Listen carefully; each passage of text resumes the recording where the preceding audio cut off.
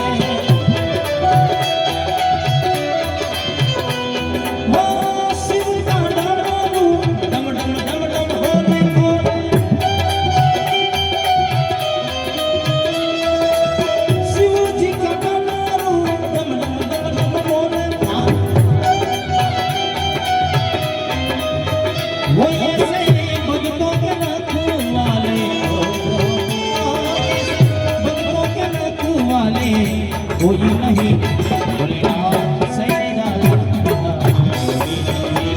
सपना सही डाला